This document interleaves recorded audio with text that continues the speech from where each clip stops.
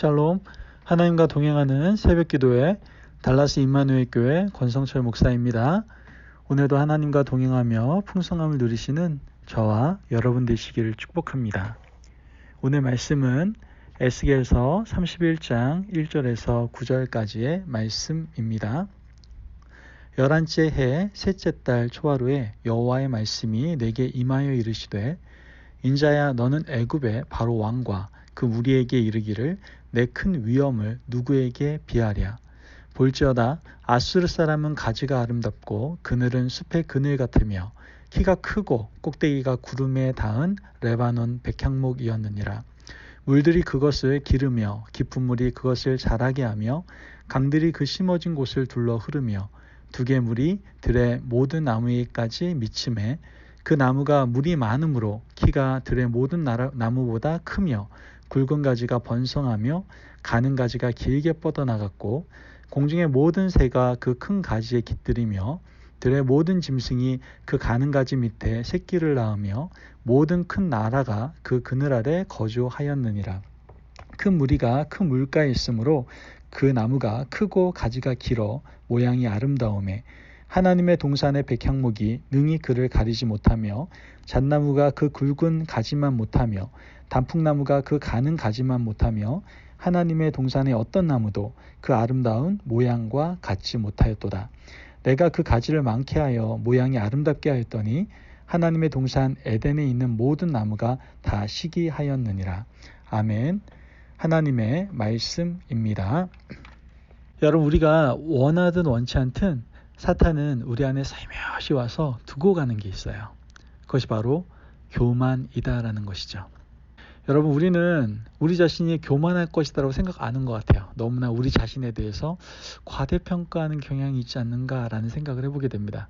내가 어떻게 교만할 수 있어? 하나님의 사랑이 이렇게 큰데. 그렇게 자신하는 분들이 있어요. 나는 교만하지 않을 거야. 여러분, 이러한 사람은 아직도 자신의 한계를 인식하지 못한 미련한 사람일 수 있어요. 현재 우리 마음속에는요, 언제나 하나님보다 높아지려는 죄의 속삭임이 분명 존재하고 있습니다. 그리고 하나님은 죄 가운데 가장 무서운 죄를 뭐라고 얘기하고 있어요? 교만이다라고 말씀을 하시고 계시죠. 오늘 본문에는 교만 때문에 망한 나라가 등장을 하죠. 이집트의 멸망의 원인이 교만이라는 것은 우리가 이미 알고 있지 않습니까? 그런데 이집트보다 먼저 교만 때문에 망한 나라가 있습니다. 3절 말씀을 보면 볼지어다 아수르 사람은 가지가 아름답고 그늘은 숲의 그늘 같으며 키가 크고 꼭대기가 구름에 닿은 레바논 백향목이었느니라 라고 말합니다. 하나님께서는 아수르를 레바논 백향목이라고 말씀하셨어요. 가장 아름다운 나무, 목재로 사용하기에 이보다 더한 나무는 없다라고 할 수 있는 그런 레바논 백향목이었다라고 얘기하죠. 솔로몬 시절 성전을 만들 때도 썼던 그 나무, 그것이 바로 레바논 백향목이었습니다. 하늘을 찌르듯이 높게 뻗어 있었고 목질의 단단함은 그 어떤 나무와도 비교할 수 없었던 나무가 바로 이 백향목입니다. 아수르는 레바논 백향목처럼 보기에도 좋았고 내용도 알찬 좋은 나라였다는 걸 얘기하고 있는 거예요. 그런데 이 나라가 이렇게 뻗어나갈 수 있었던 것은 뭐 때문이었을까요? 바로 환경 때문이었다라는 것을 우리는 알게 됩니다. 4절과 5절 말씀을 보면 물들이 그것을 기르며 깊은 물이 그것을 자라게 하며 강들이 그 심어진 곳을 둘러 흐르며 두개 물이 들의 모든 나무에까지 미침해 그 나무가 물이 많으므로 키가 들의 모든 나무보다 크며 굵은 가지가 번성하며 가는 가지가 길게 뻗어나갔고 이렇게 말하지 않습니까? 많은 물가에 심겨졌기 때문에 좋은 나무가 된 것이다 라고 얘기하는 거예요. 그런데 정작 아수르는 그렇게 생각하지 않았다는 것이죠. 원래 다른 민족들보다 뛰어난 민족이기 때문에 그랬다라고 생각한 거예요. 우리가 다른 민족보다 뛰어난 민족이기 때문에 다른 나라를 점령하는 것은 당연한 일이다라고 이 아수르는 생각을 한 겁니다. 그들은 주어진 환경에 대해서 감사하지 않았어요. 하나님께 받았던 자연 환경을 이용해서 주변 나라들을 괴롭히는 일에만 골몰했던 것이죠. 하나님께서는 교만 때문에 너희를 심판하겠다라고 말씀을 하시죠. 10절 말씀을 보면 그러므로 주 여호와께서 이같이 말씀하셨느니라. 그의 키가 크고 꼭대기가 구름에 닿아서 높이 솟아났으므로 마음이 교만하였은즉 이라고 말합니다. 바로 교만 때문에 아수르는 하나님의 심판을 받게 된 것이다라고 성경은 얘기하고 있어요. 하나님은 아수르를 다른 민족을 심판하는 회초리로 삼으셨어요. 하지만 이 아수르는 자신이 원래 잘나서 그런 것이라고 생각했다는 것이죠. 그런데 이 아수르가 이렇게 망한 것을 보고서도 이집트는 전혀 깨닫지 못하고 여전히 교만한 상태로 있었던 것을 우린 보게 됩니다. 이집트의 환경 또한 누가 주신 겁니까? 예, 바로 하나님이 주신 것이거든요. 이집트가 다른 민족보다 뛰어난 것이 아니고 하나님이 나일강이라는 그런 천혜의 자유를 주신 거거든요. 하지만 이집트는 그렇게 생각하지 않았다는 거예요. 원래 우리 민족은 뛰어난 민족이기 때문에 그래 라고 생각했다는 것이죠. 더 나아가서 파라오는 나일강을 자신이 창조했다고까지 얘기하지 않습니까? 하나님은 더 이상 참을 수가 없었던 것이죠. 그래서 결국 그런 이집트의 교만을 반드시 심판하겠다고 말씀하시고 결국 심판하시게 되죠.